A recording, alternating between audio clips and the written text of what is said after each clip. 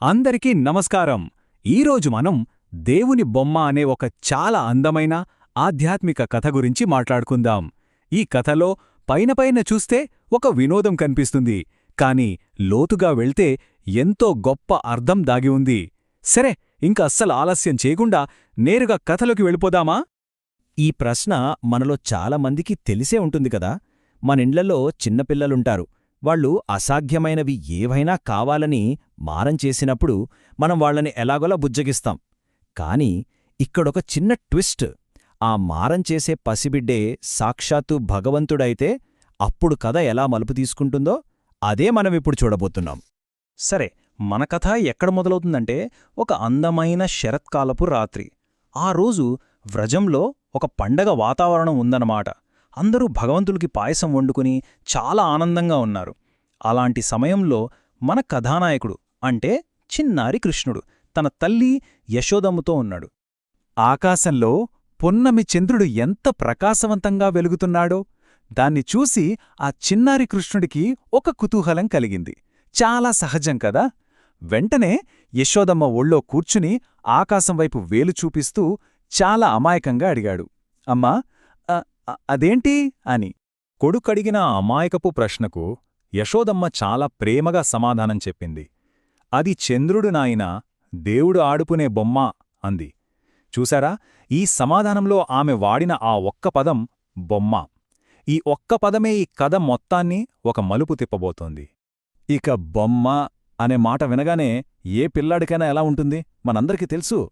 ఆ మాట వినగానే ఆ చంద్రుడు తన ఆట వస్తువైపోవాలని కృష్ణుడి కనిపించింది.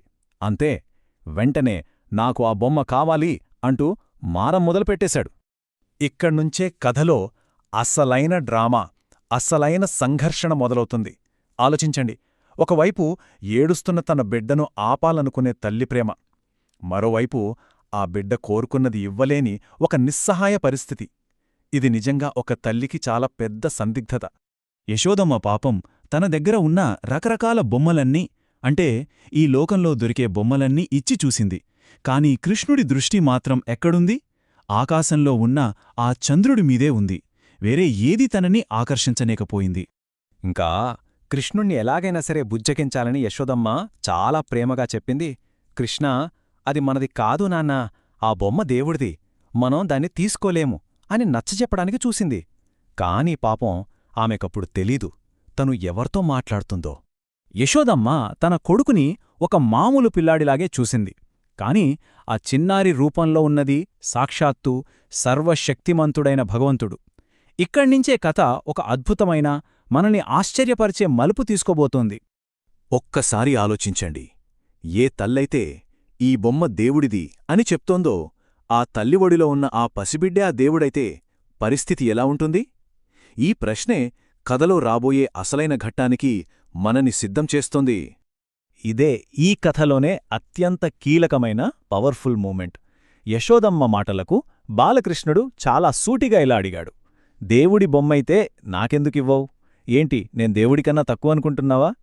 ఊహించుకోండి, ఆ పసిబాలుడి నోటివెంట ఈ మాటలొస్తుంటే యశోద ఎలా మెవ్వెరపోయి ఉంటుందో. ఈ అద్భుతమైన సంభాషణ ఏదో మనం ఊహించుకొని చెప్తున్నది కాదు. ఇది మన మూల గ్రంథం నుంచి నేరుగా తీసుకున్నదే. అంటే ఇది కేవలం కల్పిత కథ కాదన్నమాట. బాలకృష్ణులు తన దైవత్వాన్ని తన తల్లికి సూచించిన ఒక దివ్యమైన సంఘటన ఇది.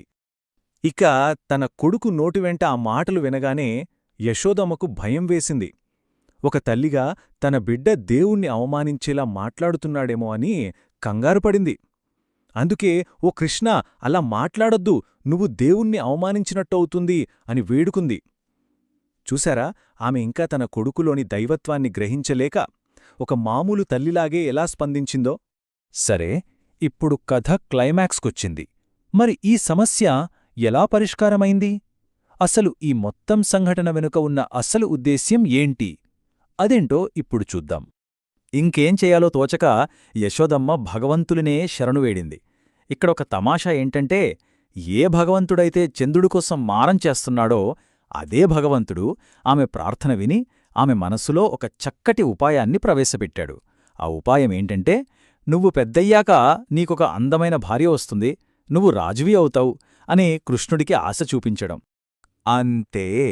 భవిష్యత్తులో తనకొక అందమైన భార్య వస్తుందని, తను రాజవుతాడని వినగానే బాలకృష్ణుడికి చాలా సంతోషం వేసింది. ఇంకా చంద్రుడి కోసం చేస్తున్న మారా మాపేసి శాంతించాడు. చూశారా, ఒక తల్లి తెలివి, దానికి తోడైన దైవిక ప్రేరణతో ఆ సమస్య ఎంత సులభంగా పరిష్కారమైందో. సో ఇక్కడ మనం అర్థం చేసుకోవాల్సిన అసలు విషయం ఒకటుంది. ఈ జరిగిన సంఘటన అంతా కేవలం ఒక పిల్లాడి మారం కాదు, దీన్నే లీల అంటారు. అంటే ఏంటి? భగవంతుడు తన భక్తురాలైన తల్లికి ఆనందాన్నివ్వడానికి, అదే సమయంలో తన దైవత్వాన్ని కూడా సూచించడానికి ఆడిన ఒక దివ్యమైన నాటకమన్నమాట. ఈ కథ మనందరికీ ఒక ముఖ్యమైన విషయాన్ని గుర్తుచేస్తుంది. కొన్నిసార్లు మనం చాలా సాధారణమైనవి అనుకునే కథల్లో, చిన్నపిల్లల కథల్లో కూడా ఎంతో లోతైన ఆధ్యాత్మిక సత్యాలు దాగి ఉంటాయి. మనం చెయ్యాల్సిందల్లా వాటిని గ్రహించడానికి ప్రయత్నించడమే. ఈ ఆలోచనతో ఈనాటి మన